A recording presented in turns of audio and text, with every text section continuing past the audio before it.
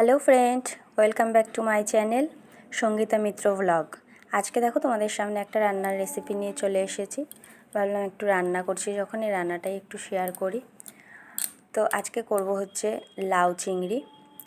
তো লাউ চিংড়ি করার জন্য প্রথমে আমি চিংড়ি মাছগুলোকে একটু নুন আর হলুদ দিয়ে ভালো করে ভেজে নিচ্ছি। আর গাঠি আর আলুগুলোকে আমি আগে থেকে কিন্তু সেদ্ধ করে রেখেছি। দেখো চিংড়ি মাছগুলো কিন্তু আমার ভাজা হয়ে গেছে। এরপর আমি যে আলু আর গাঠিটা সেদ্ধ করে রেখেছিলাম সেটা আমি দিয়ে দিলাম, দিয়ে একটু ভালো করে নাড়াচাড়া করে নেব।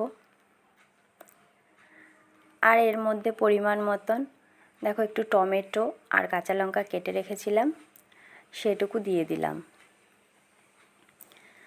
চিংড়ি মাছ ভাজার সময় যেহেতু আমি নুন হলুদ দিয়েছিলাম, তো এই সময় একটু অল্প পরিমাণে নুন হলুদ দিয়ে দেব। আর তার সাথে একটু চেরা কাঁচা লঙ্কা আর জিরে গুঁড়ো এগুলোকে অ্যাড করে নেব। এবার আমি ভালো করে একটু নাড়িয়ে চাড়িয়ে নেব।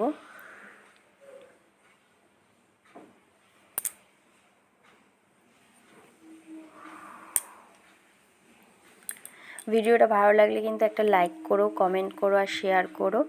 তোমাদের সাথে আমি এখন রেগুলার কিছু কিছু ভিডিও শেয়ার করব। তোমরা পাশে থেকো, আমাকে সাপোর্ট করো, ভিডিওগুলো একটু দেখো।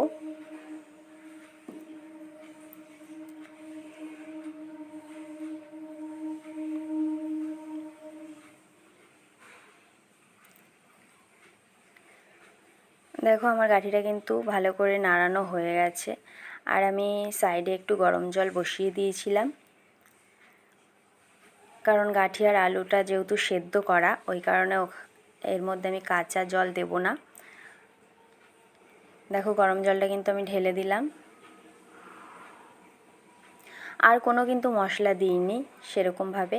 আর শুকনো লঙ্কার গুঁড়োও আমি ইউজ করব না, কারণ আমি শুকনো লঙ্কার গুঁড়োটা সেইভাবে আমরা খাই না। পরিমাণ মতন জল দিয়ে এবার আমি ঢাকনা দিয়ে দেবো।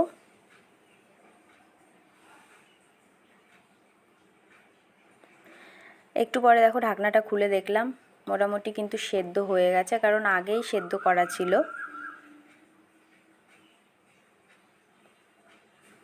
যদি কেউ গরম মশলা খেতে চাও তাহলে গরম মশলা অ্যাড করতে পারো। দেখো হয়ে গেছে। একটু ঝোল ঝোল রাখতে হবে, কারণ গাঠি তো পরে জলটা টেনে নেয় গাঠিতে, ওই কারণে এরকমভাবেই আমি নামিয়ে দেব। চলো তাহলে টাটা, বাই বাই।